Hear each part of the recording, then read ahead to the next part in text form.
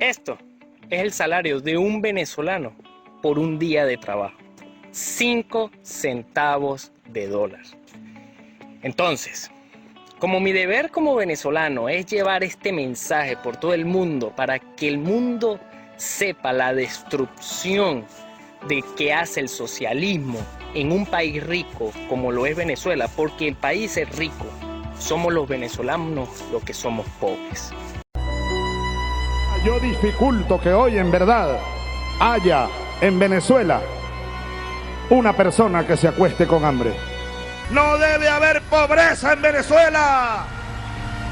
Y para ello yo sigo comprometiendo mi vida. El país cambió, la gente cambió, las miradas cambiaron. Ya tú en Venezuela no ves sonrisas, no ves alegría, ves indignación, ves frustración, ves miedo. Y eso lo vimos todos los días. Nos dañaron profundamente. Porque nosotros vamos a proponer aquí una reforma constitucional, una transformación del sistema político para tener una democracia verdadera, mucho más auténtica. Y lo que necesita España es un proyecto de país. Y si ese proyecto de país implica abrir un proceso constituyente, que tengamos una constitución nueva. Que se confunda con nosotros. Nosotros no estamos en venta. Nosotros no tenemos precio. Nosotros no somos burgueses, ni queremos serlo. Nosotros somos el pueblo en el poder. Me ofenden sus sueldos, me ofenden sus privilegios, me ofende su ostentación, me ofenden sus mansiones, me ofende su ostentación. Le llaman una excepción por ser lo que deberían ser todos los políticos, que por el hecho de ser presidente no se cambia de casa, ni se cambia de ropa, ni se pone un sueldo de escándalo. Ningún eurodiputado de Podemos va a cobrar más de 3 salarios mínimos españoles, 1.930 euros. Tic-tac, tic-tac, tic-tac, tic-tac. ¡Casta! Y ella, esa casta de privilegios. ¡Casta! ¡Casta! Nuestro pueblo hay que empoderarlo. Empoderar a mi pueblo, lo fundamental es empoderar a la gente. Nos empezamos a reunir en círculos. Los círculos bolivarianos internacionales. Tic-tac, tic-tac, tic-tac. Es lo que están planteando. Están planteando un golpe de Estado. A ustedes les gustaría dar un golpe de Estado, pero que no se atreven. Este proyecto burgués de hoy es el proyecto de la extrema derecha venezolana. El problema de ustedes, señorías de la ultraderecha y de la ultraderecha, es que antes que españoles son ustedes reaccionarios. Proyecto de la extrema derecha, ni siquiera digo la derecha. La ultraderecha y la ultraderecha. La extrema derecha. La extrema derecha. Esa ultraderecha y esa ultraderecha está lejos de la responsabilidad de Estado. Nunca abandonará la carta del golpismo. No les vamos a permitir, señores de la extrema derecha, que lleven a Venezuela al caos. Y frente a la extrema derecha vamos a presentar compromiso y antifascismo militante. En Venezuela el gobierno tomó el Banco Nacional y comenzó a imprimir papel que se llaman billetes, bolívares, y empezó a entregarlos contra esa deuda.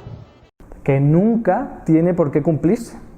Nunca tiene por qué devolver la deuda. Es una deuda, es un instrumento de política monetaria y fiscal. ¿Me estás diciendo que el gobierno se puede endeudar ilimitadamente? Sí. Y no hay consecuencias por ello. Exactamente. ¿Qué es entonces lo que debería hacer una fuerza política democrática que ganara unas elecciones en un país del sur de Europa? Yo no tengo dudas. Debería tomar el control de la política monetaria saliendo del euro e inmediatamente devaluar para favorecer las exportaciones. Entonces ahora yo les digo, yo estoy interesado en comprar y vamos a nacionalizar el Banco de Venezuela. Debería también decretar la suspensión del pago de la deuda y nacionalizar la banca, para garantizar así la inversión y el crédito para las familias y la pequeña y mediana empresa. La deuda no se paga, auditoría pública de la deuda, una deuda que ha sido contraída con mentiras de manera injusta, una deuda que puede poner en cuestión las bases del sistema democrático que se fundamenta en el interés colectivo y en el bienestar colectivo. Esto es ilegítimo y no se paga porque soy el poder político. ¿Qué pasaría el día siguiente de que Podemos ganara las elecciones?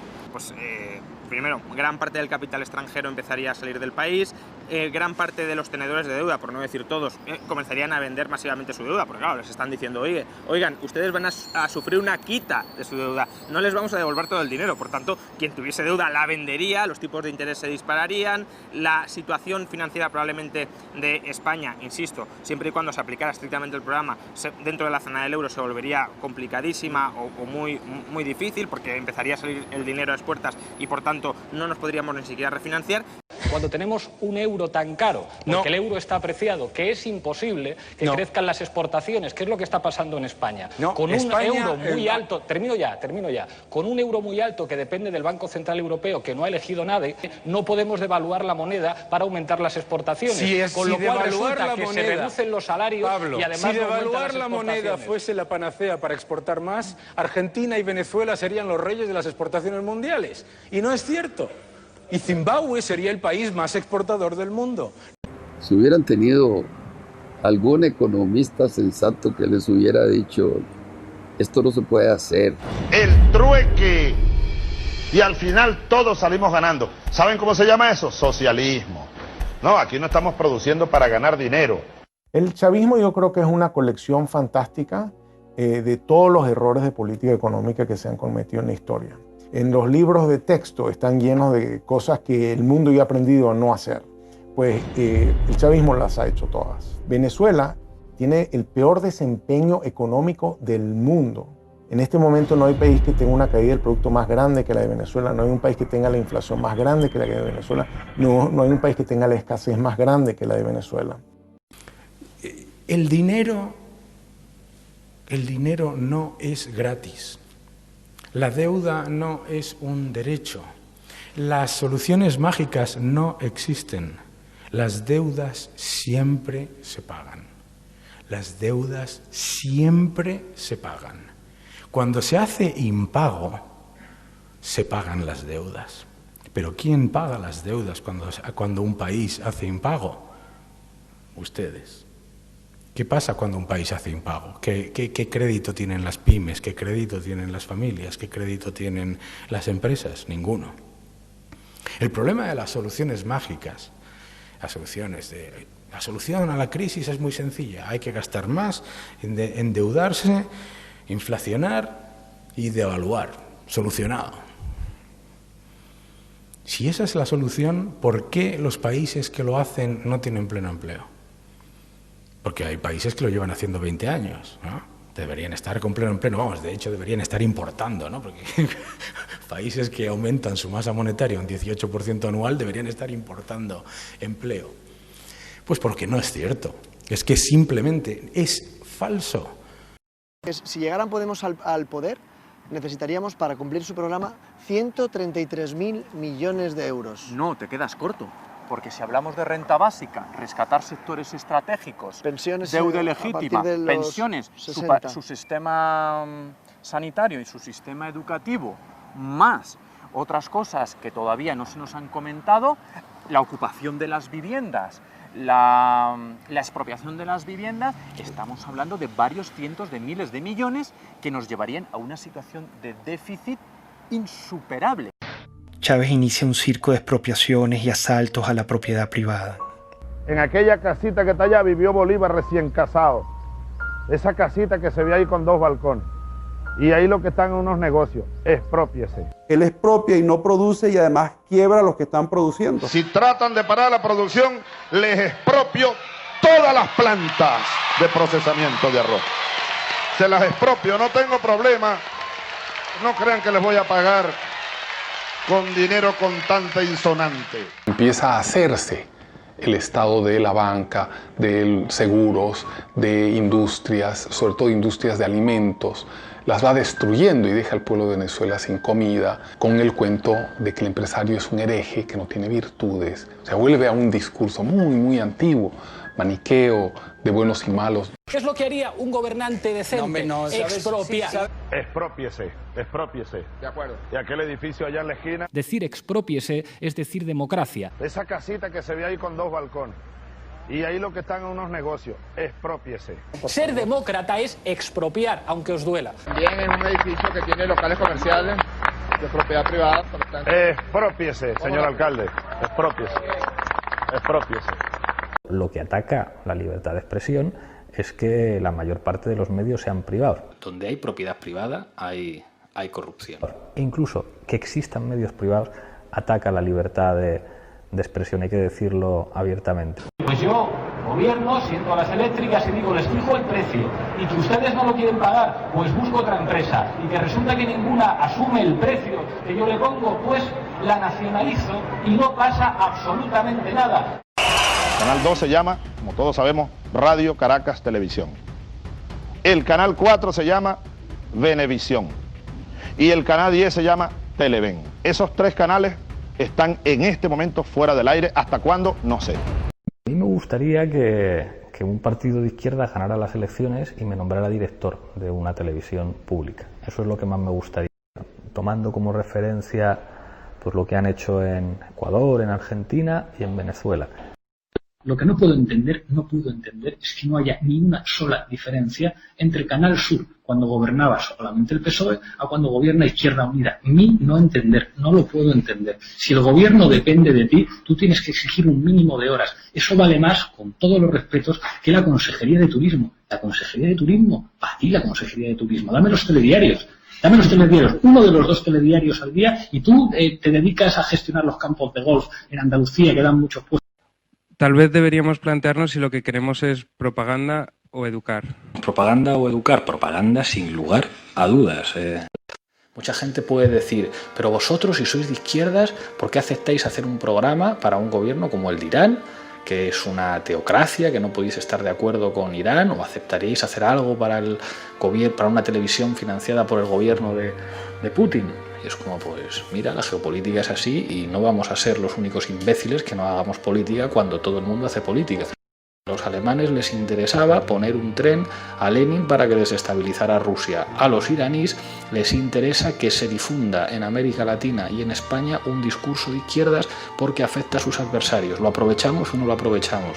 ¿Cuál ha sido la clave para que Hugo Chávez pueda hacer una política exterior de izquierda favoreciendo movimientos progresistas en otros países? Una cosa que se llama dinero, que procede de un recurso nada ecológico que se llama petróleo, que hace que un país pueda tener influencia en el mercado mundial y por lo tanto hacer política. Lo primero que hizo fue trabajar con la OPEP. ¿Cuál es uno de los aliados fundamentales del señor Hugo Chávez? Irán, que a su vez tiene una televisión que me ha contratado a mí, un estado asesino de comunistas en el que las mujeres tienen que llevar, claro, pero es que la política es así. El poder es el objeto de la política. Para despedir, un mensaje para los españoles que viven aquí en Venezuela y los hijos de españoles. Pues qué envidia me dan. Es muy interesante vivir en un país como este, en el que se están produciendo tantos cambios y tantas transformaciones que pueden convertirse en un ejemplo democrático para los ciudadanos del sur de Europa. Hugo Chávez era la democracia. Son tiempos en los que para ser demócrata hay que tener agallas. Y Hugo Chávez tenía agallas. Vaya si las tenía. Hay gente que dice, tú fuiste asesor de Chávez, y yo a menudo digo, no, Chávez me asesoraba a mí. Chávez me asesoraba a mí. Pero tenía días que no te veía y te oía. Juan Carlos, bienvenido. ¿Cuándo llegaste, hermano? Pues llegué hace 3 días, presidente, a decirme también a mí mismo que la democracia sigue estando muy presente en Venezuela. Así que cuídese mucho, sigue usted muy fuerte, porque cada vez va a hacer más falta Venezuela, América Latina y su ejemplo en este proceso que estamos teniendo en marcha en Europa. Pido disculpas por no romper la cara a todos los fachas con los que discuto en la televisión. Cuando acabemos en esta charla, en lugar de mariconadas del teatro, nos vamos de cacería a Segovia a aplicar la justicia proletaria, que es lo que se merecen unos cuantos. No puede afrontar lo que representa ir a las elecciones de una manera masculina, con cojones. Esto implica decir que le decimos al poder, aquí estamos yo y mis pelotas frente a ti.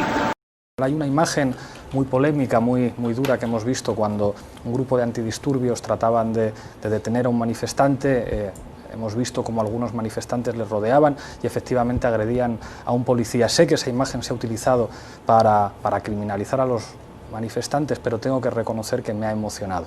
La identidad España para la izquierda, una vez que terminó la guerra civil, está perdida. No sirve para hacer política en Cataluña, en Galicia y en el País Vasco, y es una es un agregador con el que gana la derecha. No sé si os dais cuenta, yo cada vez que voy a los medios de comunicación hago, vamos, contorsionismo para decir esos patriotas de pulserita roja y gualda que venden la soberanía a Bruselas. Ser patriota es defender los servicios públicos, ser patriota es defender los derechos sociales, pero yo no puedo decir España. Yo no puedo decir España. Yo no puedo utilizar la bandera roja y gualda. Yo puedo pensar y decir yo soy patriota de la democracia y por eso estoy a favor del derecho a decidir. Cuando definimos al enemigo, yo creo que todos estaremos de acuerdo en que el enemigo es la lógica capitalista, ese enemigo solamente entiende un lenguaje, el lenguaje de la fuerza. Me gusta quien moviliza al ejército para decir a los mercados, cuidado, que las pistolas ahora las tengo yo. Un tipo que dice en un discurso, voy a hacer desfilar al ejército francés para que los mercados se atengan a las consecuencias, ¿qué queréis que os diga? Me causa simpatía. Venezuela se vestía de verde oliva, se convertía en un cuartel. Revolución socialista, vaya general Canelones, patria socialista o muerte. Quien no sea comunista es que es mala gente. ¡Viva el comunismo! ¡Saldrazo el comunismo! ¡Patria o muerte! ¡Rayana el Ismer! ¡Mecabidí! La clave del poder, además, no está en las instituciones.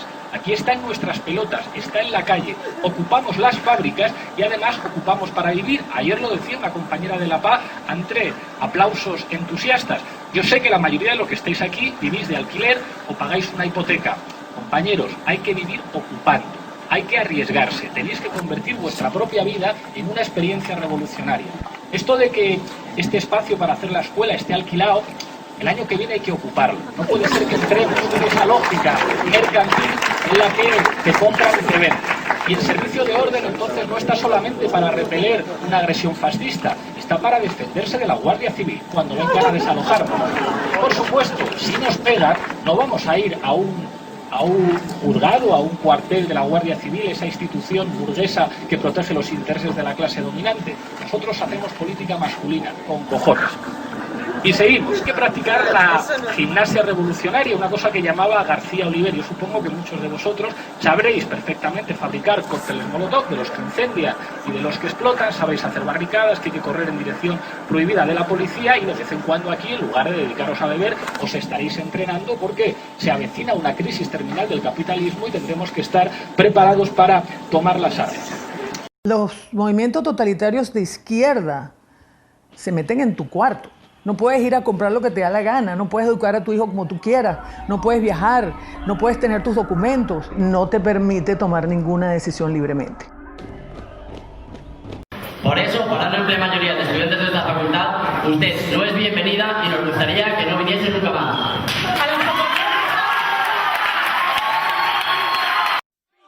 Ayer Dolors Nadal en Barcelona, hoy Rosa Díez en Madrid. Medio centenar de estudiantes vinculados a la extrema izquierda han intentado boicotear la conferencia que la exsocialista ha dado en la Facultad de Ciencias Políticas de la Universidad Complutense. A Rosa Díez se la tuvo que sacar, a Josep Piqué también le tuvieron que sacar, a una diputada del PP catalán, cuando estaba el debate del Estatut catalán, también igual, o sea, al final no permiten, no dejan que la gente que no piensa como ellos hable. Hay listas de estudiantes que no tenemos la misma ideología política, hay listas de estudiantes de alumnos que pertenecemos a partidos políticos. Esto es muy grave, ¿cómo va a haber listas? Hay listas hechas por los propios alumnos. Que no me lo creo. De verdad, hay listas, que los profesores las tienen. Pero los profesores tienen las listas de qué que los alumnos pasan, de los alumnos que no están en consonancia política con ellos, y hay listas de alumnos que pertenecemos a otros partidos políticos demócratas, ya pueda ser el Partido Popular o incluso el Partido Socialista. ¿Tú vas a clase con Pablo Iglesias? Sí. ¿Y? Y es imposible. O sea, estar con él en clase es imposible. ¿Por qué? Él sabe perfectamente, lo primero que hace es preguntar tu ideología, o sea, él necesita saber por qué camino va cada uno. Y una vez que lo sabe... ¿Pregunta tu ideología nada más empezar? Sí. Judicial. Tenemos el caso emblemático de María Lourdes Afiuni, una persona que por ser juez y por cumplir con sus funciones fue individualizada como enemigo expresamente por el presidente Hugo Chávez Frías. Entonces habrá que meterle pena máxima a esta jueza y a los que hagan eso, 30 años de prisión. eso crea un efecto intimidatorio de escalada, un efecto dominó ante todos los jueces. Cese en la Guardia Civil. El ministro de Interior, Fernando Grande Marlaska, destituye al jefe de la comandancia de la Guardia Civil en Madrid, el coronel Diego Pérez de los Cobos, por pérdida de confianza. Lo ha confirmado el Ministerio, que no ha explicado los motivos de esa pérdida de confianza. Diversas fuentes señalan que el cese está relacionado con un informe de la Guardia Civil remitido a un juzgado madrileño que investiga la autorización de las manifestaciones del Día de la Mujer cuando ya había brotes de coronavirus. Convirtió en enemigo a todo aquel que no se le doblegaba. Y yo lo acuso ante el pueblo y ante el mundo por golpista y por fascista. En nombre de Unidos Podemos, alerta antifascista. Lo vamos a decir muy claro. No tenemos ningún miedo a la extrema derecha y frente a la extrema derecha vamos a presentar compromiso y antifascismo militante. Tú estás allí simplemente porque piensas diferente. Simple porque te conviertes en una amenaza. Y al convertirte en una amenaza eres su enemigo. Y al convertirse en su enemigo te tienen que aniquilar, bien sea moralmente o hasta físicamente. Según el recuento oficial del partido, se han convocado 181 actos autodenominados antifascistas contra Vox. Se han producido 42 ataques contra la sede de la formación en toda España, se han interpuesto más de 100 denuncias por amenazas de muerte y 93 denuncias por agresiones y vejaciones. Estos actos violentos son alentados por los líderes de la extrema izquierda y del separatismo. Esto dijo Iglesias cuando Vox irrumpió con 12 diputados en el Parlamento andaluz. Alerta antifascista. Toca movilizarse. Alentados por el actual vicepresidente del gobierno, comenzaron los ataques, más de 100 desde entonces. Insultos como fascista, machista, xenófobo, homófobo y demás retahíla dan a los violentos carta blanca para agredir al disidente. Los ataques se han repetido a lo largo y ancho de la geografía española. El episodio más desagradable tuvo lugar en Sestao, donde hordas filoetarras rodearon el mitin de Vox. La Ertzaintza se limitó a separarles, pero no les disolvió. Los radicales comenzaron a lanzar objetos y una piedra alcanzó a la diputada de Vox, Rocío de Mer, haciéndole una brecha en la ceja. Y la Policía Autonómica no ha disuelto este acto de hostigamiento mafioso y proterrorista contra nosotros. Aún hay medios de comunicación en el País Vasco, algunos incluso del Grupo Vocento, que se atreven a calificarnos de extrema derecha. Es absolutamente intolerable, porque ese calificativo es el que luego trae aquí a algunas personas a amenazarnos y a atacar nuestra integridad física y nuestras libertades. Actos de hostigamiento similares tuvieron lugar durante el periodo electoral, lo cual constituye un delito según el artículo 146 de la Ley del Régimen Electoral General, ya que no se puede dificultar la celebración de un mitin político. Sin embargo, parece que contra Vox todo vale, y tanto las autoridades como la justicia lo consienten, alegando que es lo normal en periodo electoral. Con esta impunidad, los insultos y las agresiones se siguen produciendo. Recientemente, los diputados nacionales Ignacio Garriga y Rocío de Mer fueron atacados por un grupo de violentos cuando paseaban por las calles de El Raval en Barcelona para denunciar la inseguridad que se vive en el barrio. Y cómo este barrio, en los últimos 10 años, ha acabado en un auténtico estercolero multicultural por culpa de la izquierda. En nuestro paseo nos han rodeado un grupo de 100 antisistemas separatistas donde nos han obligado a encerrarnos en un hotel, aguantando la puerta, lanzándonos huevos, botes de humo. Y aquí estamos, decididos a seguir defendiendo la libertad de tantos vecinos que están asustados y están amordazados por esa izquierda totalitaria. Y no vamos a parar de seguir denunciando esta realidad que están viviendo muchísimos catalanes. Un día después, Javier Ortega Smith sufrió un ataque en Santurce por parte de un grupo de proetarras que lanzó todo tipo de objetos y dañó el coche de uno de los asistentes a la mesa informativa. Cataluña y País Vasco son territorios sin ley y por ende sin libertad, donde defender la unidad de la nación puede suponer una agresión. Más preocupante aún es que estos comportamientos ya se han extendido al resto de España por discursos como este. Ustedes, señoría, ni siquiera son fascistas, son simplemente parásitos, porque ustedes representan el odio, la hipocresía y la miseria moral. Y les aseguro que España y nuestro pueblo, una vez más, como en el siglo XX, se quitará de encima la inmundicia que ustedes representan. Yo estaba hablando por eso, por las más de 100.000 mujeres que han perdido un ser querido y que nunca le han ni siquiera pedido perdón o dado el pésame, de las amas de casa que ya se peleaban por un litro de leche. Es lo peor que ha pasado porque antes uno no estaba así. Uno tiene que hacer cola para comprar pañales, para comprar leche, para comprar comida. Uno aguanta hambre, pero como uno le dice a un bebé que no puede comer. Todo se va en comida.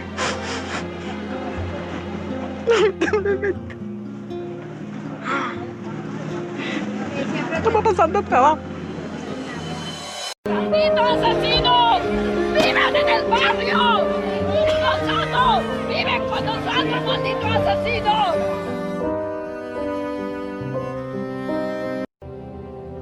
La crueldad daba para más. Privaban de alimento y medicina a la población para someterla y controlarla. Todos los días nos engañan. Ay, no hay cosa para nosotros. ¿Cuándo compramos? El martes tenemos hambre. El pueblo tiene hambre. El primer problema para los más desfavorecidos es saber si, estando desde las 5 de la mañana en una cola, van a encontrar algo. Por tanto, es alimentación básica, medicamentos inmediatamente necesarios para la enfermedad de cualquier familiar. Es fuerte, pues es fuerte. Sobre todo eso lo de la comida. A veces me toca salir por ahí, en casa y un plato de comida para mi hijo.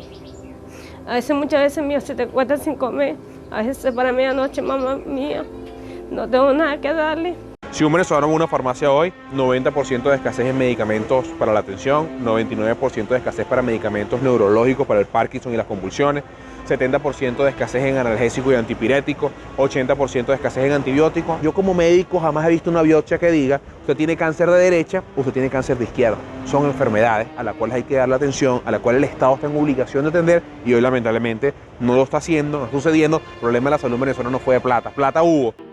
Es la impotencia de ver cómo la gente a mi alrededor se está muriendo por hambre, por falta de medicina, por oxígeno en un hospital. 18 años que un régimen, porque esto no lo puedo llamar yo gobierno, destrozó el país. Se olvidó del pueblo y se olvidó que ese pueblo los puso en el poder y se olvidó que ese pueblo tiene necesidades.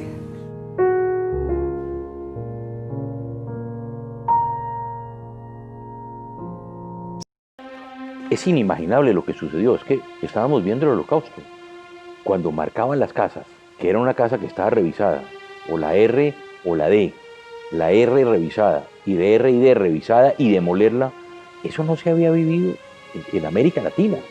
Y ver esos rasgos hoy en día, la persecución, en esa semana, ver a los colombianos saliendo de Venezuela, era tanto igual o peor que ver a los de Siria, o ver a los de Grecia, en sus barcas o traspasando fronteras en Europa para buscar migrar hacia otros países. Cosas que nunca habían sucedido.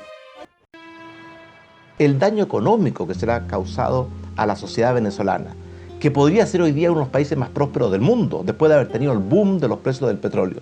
Y sin embargo es un país que está arruinado, con un crecimiento negativo gigantesco, con desabastecimiento, con pobreza, con angustia, con desesperanza. Estamos en un país ahorita muy necesitado. Tenemos que comer comida de la basura. La situación que estamos viviendo ahorita es fea, ¿no? ¿Qué legado dejó? Lo que dejó fue el país destrozado. Eso fue lo único que dejó él. Corrupción, hambre, violencia, división entre familias. Ese es el legado de ese señor. Esta es una de las 7 plagas que cayó en Venezuela. Lo peor que ha existido en este mundo, lo peor, esa es la desgracia más grande que tiene Venezuela. Haber llegado a ese hombre, estamos peor porque hay más muertos todos los días, más delincuencia, más escasez. O sea, estamos peor que un país en guerra. Hoy Venezuela es un país donde reina la impunidad, hay 98% de impunidad, donde hay más asesinatos que nunca, 36.000 asesinatos al año, muere un venezolano cada 20 minutos. El pensamiento bolivariano es un cáncer para cualquier república donde se quiera colocar. Hugo Chávez se aprovechó de la desesperanza de los venezolanos en el 98 y nos llevó hoy a la mayor miseria que ha vivido Venezuela. Y yo veo que Pablo Iglesias está aprovechando la desesperanza de los españoles y está vendiendo soluciones mágicas que en realidad no existen. Y veo a Pablo Iglesias como un gran peligro para España. En Venezuela hoy no hay derechos, no hay medios de comunicación, no hay empresas privadas. Lo que hay es destrucción del aparato productivo. Ellos dicen que sí que hay medios de comunicación, que se puede decir públicamente cosas en contra de Maduro, en este caso, del régimen. ¿Esto es así? Bueno, puedes decir cosas en contra de Maduro, pero también puedes ir a la cárcel por decirla. Ese señor lo que está tratando es él de alcanzar el poder jugando con las ilusiones de las personas. Pero es totalmente irrealizable. No ha habido un país donde ese sistema haya funcionado. Ahí está lo que pasó en Grecia. Ahí está lo que va a pasar en España más temprano que tarde. Eso es el chavismo que anda dando la vuelta al mundo entero. Eso es el chavismo. La geopolítica mundial está ligada con el chavismo. Podemos, un movimiento chavista en España. 2 millones de votos, casi 2 millones de votos. Mírense en ese espejo, que vamos por España también.